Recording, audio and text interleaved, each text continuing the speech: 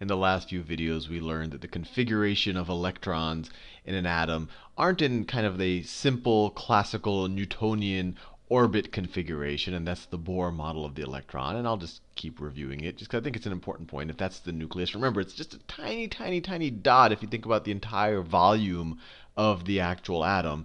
And instead of the electron being in kind of orbits around it, which would be how a planet orbits the sun. So instead of being in orbits around it, it's described by orbitals, which are these probability density functions. So an orbital, let's say that's the nucleus, it would describe, if you took any point in space around the nucleus, the probability of finding the electron. So actually in any volume of space around the nucleus, it would tell you the probability of finding the electron within that volume. And so if you were to just take a bunch of snapshots of electrons, let's say in the 1s orbital, and that's what the 1s orbital looks like.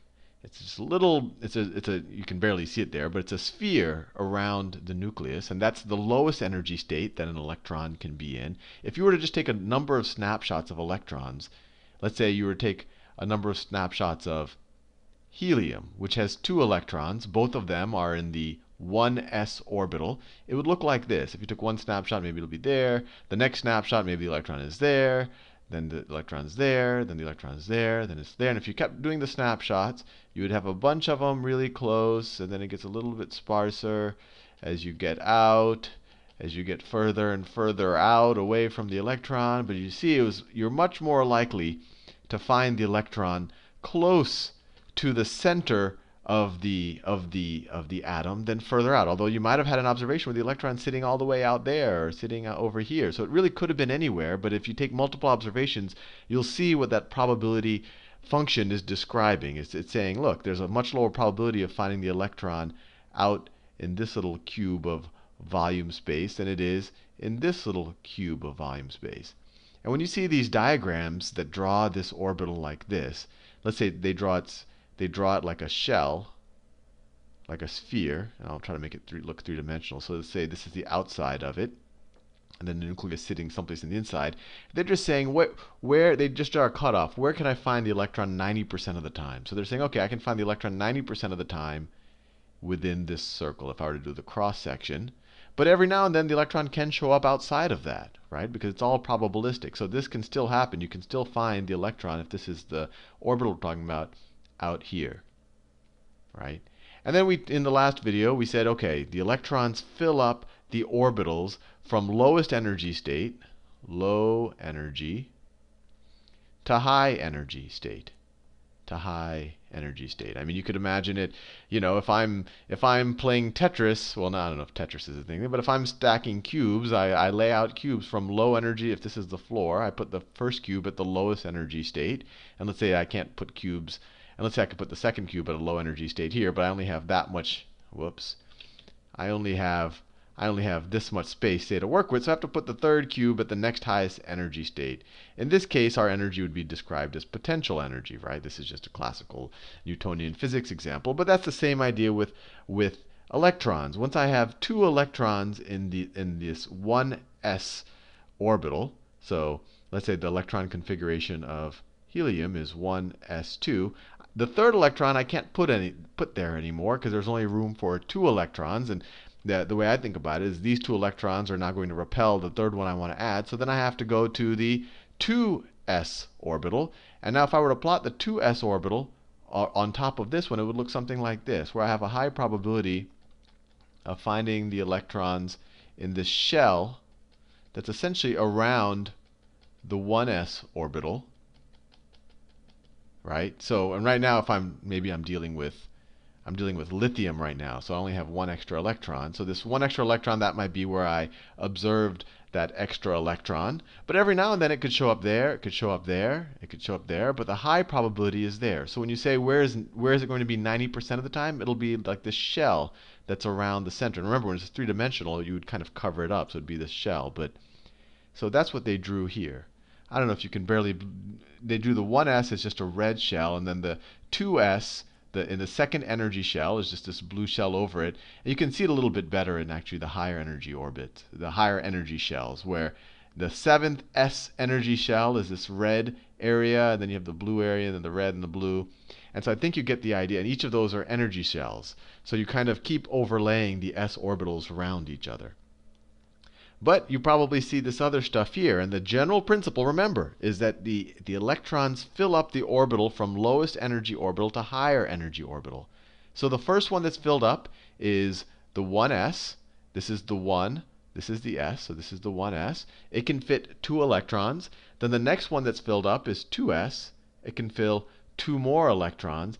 And then the next one, and this is where it gets interesting, you fill up the 2p orbital. The 2p orbital. That's this right here. 2p orbitals. And notice the p orbitals have something p sub z, p sub x, p sub y. And you know, what does that mean? Well, if you look at the p orbitals, they have these dumbbell shapes, and they look a little unnatural, but I think in future videos we'll show you how they're analogous to standing waves. But if you look at these, there's 3 ways that you can configure these dumbbells. One in the z direction, up and down. One in the x direction, left to right. And then one in the y direction, this way, forward and backwards, right? And so if you were to draw, let's say you wanted to draw the p orbitals. So let's say, so this is what you fill next. And actually you fill 1 electron here, then another electron here, then another electron there. Then you fill another electron, and we'll talk about spin and things like that in the future, but there, there, and there. And that's actually called Hund's rule. But maybe I'll do a whole video on Hund's rule, but that's not relevant to a first year chemistry lecture. But it fills in that order, and once again, I want you to have the intuition of what this would look like. I should put look in quotation marks because it's very abstract. But if you wanted to visualize the p orbitals, let's say we're looking at the electron configuration for, let's say, for carbon. So the electron configuration for carbon, the first 2 electrons go into, so 1s1, 1s2. So then it fills, sorry, you can't see everything. So it fills the 1s2. So carbon's configuration, so carbon, it fills 1s1, then 1s2. And this is just the configuration for helium. Then it goes to the second shell, which is the second period, right? That's why it's called the periodic table. We'll talk about periods and groups in the future. And then you go here. So this is filling the s, the 2s. We're in the second period right here. That's the second period. Let's see, 1, 2. I have to go off so you can see everything. So it fills these 2. So 2s2. And then it starts filling up the p orbitals. So then it starts filling 1p and then 2p. So, and we're still in the second shell. So 2s2, 2p2. So the question is, what would this look like if we just wanted to visualize this orbital right here, the p orbitals? So we have 2 electrons. So 1 electron is going to be in a, let's say if this is, I'll try to draw some axes. That's too thin. So if I draw it in a 3-dimensional volume kind of axes,